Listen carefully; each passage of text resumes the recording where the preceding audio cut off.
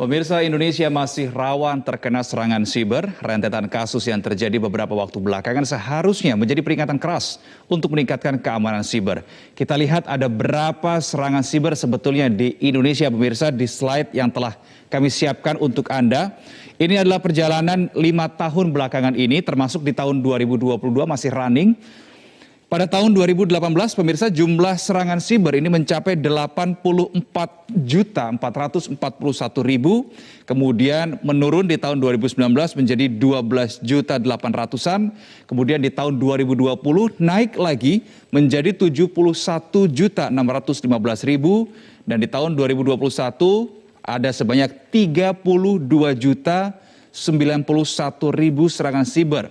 Dan sampai dengan hari ini pemirsa, tanggal 2022 atau pada tanggal 23 Januari 2022 data terakhir terinput ada sebanyak 739.192. Hanya butuh waktu 23 hari untuk Indonesia bisa merasakan dalam tanda kutip 739.000 serangan siber. Berbagai kasus peretasan terhadap lembaga di Indonesia pun juga terjadi. Kita lihat lembaga apa saja yang pernah mengalami peretasan seperti itu. Yang pertama adalah Bank Indonesia. Ini terjadi pada bulan Desember 2021 dengan jenis serangan ransomware. Kemudian berikutnya adalah BRI atau dalam hal ini adalah BRI Life. Waktu kejadiannya adalah bulan Juli 2021 dan data yang diretas adalah foto IKTP, kemudian nomor rekening, akte kelahiran, nomor wajib pajak, dan rekam medis nasabah. Ada sebanyak 463.000 dokumen dari 2 juta nasabah diperjualbelikan melalui forum daring. Ini adalah suatu hal yang sangat berbahaya karena menyangkut data pribadi.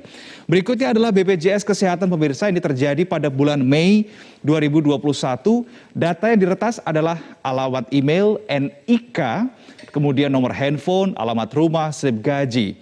Kemudian data BPJS Kesehatan diduga diretas dan dijual melalui forum daring Rate Forums. Kemudian instansi yang ketiga pemirsa adalah KPU. Ini terkait dengan DPT Pemilu tahun 2014 sampai dengan Mei 2020. Dan di mana peretas mengklaim telah mengantongi 2,3 juta data kependudukan seperti nama lengkap, nomor kartu keluarga, nomor induk kependudukan atau NIK, tempat dan tanggal lahir, alamat rumah, serta beberapa data pribadi lainnya. Ini kami dapatkan datanya dari Kominfo dan berbagai sumber lainnya. Kita berikutnya akan melihat siapa saja kelompok peretas yang pernah meretas lembaga atau institusi di Indonesia. Yang pertama adalah Mustang Panda. Dan ini adalah kelompok hacker asal Tiongkok yang diduga pernah melakukan peretasan terhadap berbagai situs pemerintahan, termasuk salah satunya ialah BIN. Kemudian berikutnya adalah Shiny Hunters. Ini adalah kelompok yang mengklaim pernah membobol Tokopedia dan Bineka pada Mei tahun 2020 lalu. Kemudian yang ketiga adalah Ransomex. Ini adalah kelompok yang diduga telah membobol sistem komputer milik PT Pertamina pada bulan Maret 2021. Ini kami dapatkan datanya dari Kominfo, The Record, dan berbagai sumber lainnya. Pemirsa, berdasarkan atau berkaca pada beberapa data yang telah kami himpun ini untuk Anda, pertanyaannya, langkah apa yang seharusnya dilakukan untuk memperkuat cyber security di tengah era digitalisasi yang semakin cepat? Dan untuk membahasnya telah bersama kami Pratama Persada melalui virtual yang merupakan Kepala Lembaga Riset Keamanan Siber CISREC.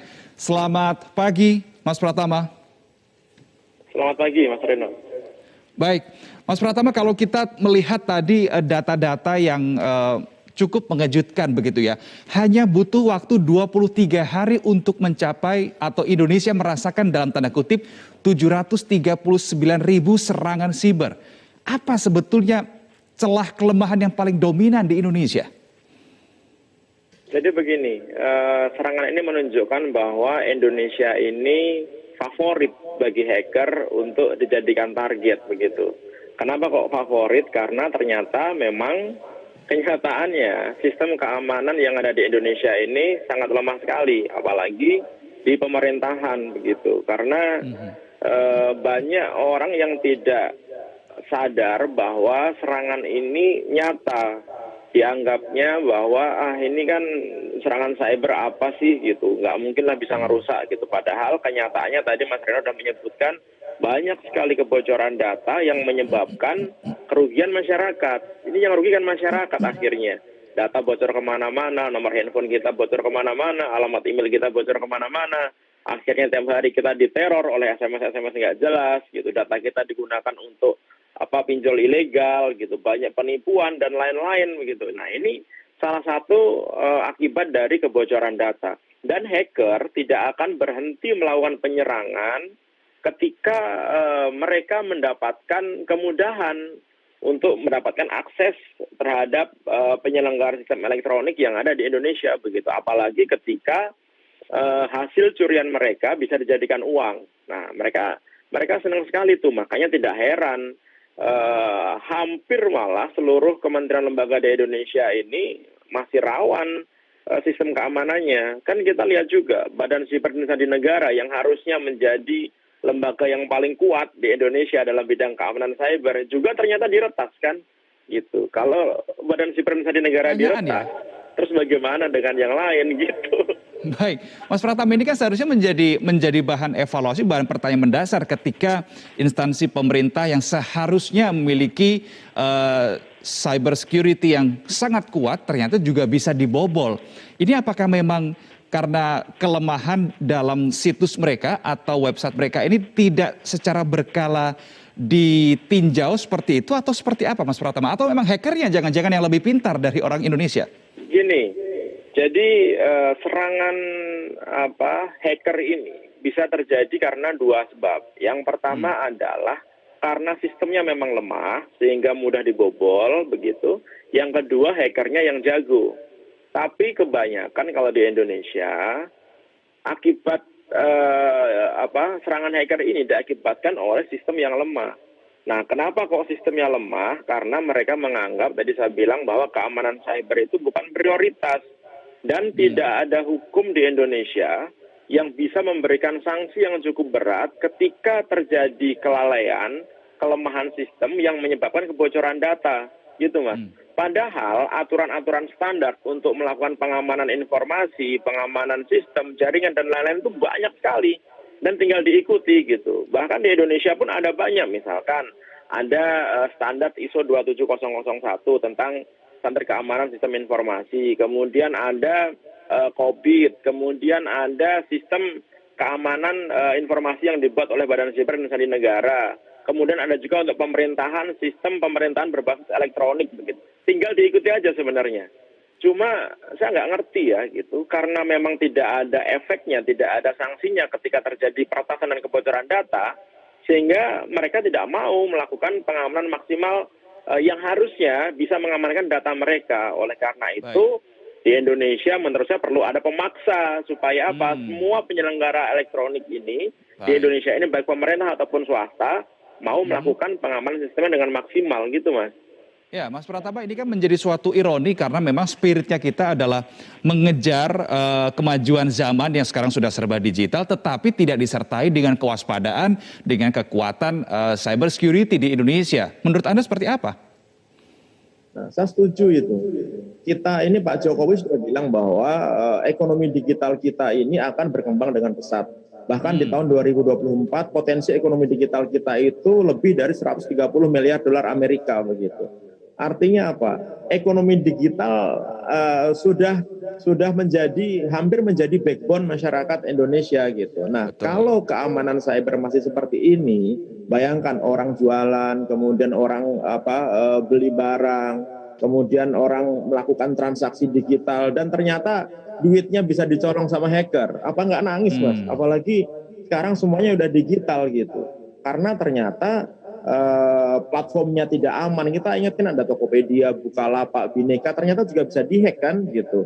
Platformnya tidak aman, kemudian banknya tidak aman begitu. Apalagi sekarang ini kita diminta untuk menjadi cashless society, semuanya transaksi cashless gitu. Kita semuanya menggunakan uang digital gitu. Nah, ini ketika kita tidak siap, apalagi kita tahu sekarang ini Bank Indonesia juga ternyata menjadi target peretasan yang saya nggak ngerti, ternyata datanya sangat besar sekali yang dicuri begitu. Ini bagaimana nih ekonomi di Indonesia gitu, apalagi kalau kita nanti sudah full digitalize gitu. Kan ini membahayakan ketika semua layanan sudah digital, bank-bank sudah digital, ya kan, pembayaran digital, transaksi semuanya digital gitu, semuanya basisnya internet. Tapi kita tidak siap masalah keamanan, bukannya nanti kita malah untung, bisa buntung nanti, karena orang bisa gampang nyuri duit. Hacker-hacker bisa gampang nyuri duit gitu. Baik, dan endingnya masyarakat juga yang dirugikan, Mas Pratama. Endingnya masyarakat yang dirugikan, Mas. Padahal di sini masyarakat hanya sebagai pengguna kan, hanya sebagai user, tapi akhirnya dirugikan. Dan setelah terjadi misalkan kebocoran data, tidak ada yang bisa dilakukan oleh masyarakat kita. Nggak bisa nih kita protes nih, BPJS Kesehatan balikin dong data yang bocor. Nggak bisa. Tokopedia balikin dong data saya yang bocor. Nggak bisa gitu, udah terlanjur bocor di sana gitu. Dan yang membocorkan itu santai-santai aja gitu sampai sekarang. Itu yang jadi masalah, Mas. Oke, baik. Mas Pratama, kalau kita lihat 5 tahun belakang lah, kita ambil sampel dari tahun 2018 sampai dengan tahun ini masih running ya. Sebetulnya kejadian-kejadian peretasan atau penurunan cyber security atau keamanan cyber ini sebetulnya lebih dominan disebabkan yang pertama adalah kelemahan sistem atau juga bahkan ada keteledoran dari user itu sendiri, Mas Pratama. Ada nggak indikasi ke sana? Ya, pasti lebih banyak kelemahan sistem, Mas. Contohnya misalkan data e-hack milik Kementerian Kesehatan. Ada 1,3 juta data masyarakat yang melakukan perjalanan dan mengisi data e-hack itu ternyata bocor di internet begitu kan. Nah, itu setelah dianalisis, itu anak SMP yang baru lulus kemudian download tools untuk melakukan hacking itu bisa melakukan peretasan, Mas. Gitu. Jadi kan kita bayangkan kan begitu lemahnya sistem yang dibuat bahkan oleh institusi sebesar Kementerian Kesehatan gitu. Bahkan yang kemarin yang kedua ada 6 juta data rujukan rumah sakit, pasien rujukan rumah sakit yang juga bocor dari Kementerian Kesehatan. Tadi makanya Mas Reno benar.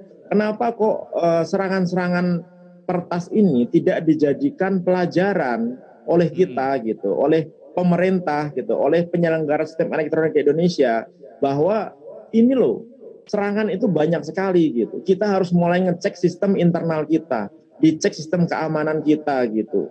Dilihat apakah ada celah keamanannya gitu. Nah, ini nggak dijadikan kayak gitu, Mas gitu. Jadi ketika ada institusi lain atau penyelenggara sistem elektronik lain bocor, dianggapnya lu yang bocor biarin aja lah gitu. Baik, Mas Pratama gitu. Sebetulnya secara singkat saja, sebetulnya ada tidak periode waktu tertentu yang harus dijadikan suatu institusi untuk melakukan refreshment atau peninjauan ulang keamanan site mereka atau situs mereka? Singkat saja. Nggak ada, Mas. Security is process gitu. Artinya itu kita lakukan hari per hari, setiap hari. Seperti manusia, kita kan jaga kesehatan kita setiap hari. Nggak boleh sembarangan. Sekarang kita sehat, belum tentu besok kita sehat. Bisa jadi besok kita sakit. Oleh karena itu kita harus selalu menjaga. Sama seperti sistem keamanan, kita harus menjaga setiap hari. Adminnya nggak boleh lemes, nggak boleh lemah gitu, nggak boleh malas. Teknologinya harus kita update terus. Polisinya harus kita buat dengan baik begitu. Komitmen pimpinan harus baik, mendukung untuk keamanan cyber dan regulasi di pemerintahan. Undang-undang perlindungan data pribadi ini penting sekali adanya gitu supaya bisa memaksa para penyelenggara sistem elektronik ini mengamankan sistemnya gitu. Jadi harus kita lakukan secara terus-menerus, Mas. Nggak ada istirahatnya ini. Karena musuh kita juga nggak pernah istirahat. Baik, terima kasih Mas Pratama Persada, Kepala Lembaga Riset Keamanan Siber CISREC sudah bergabung bersama kami di Metro Pagi Prime Time kali ini. Salam sehat.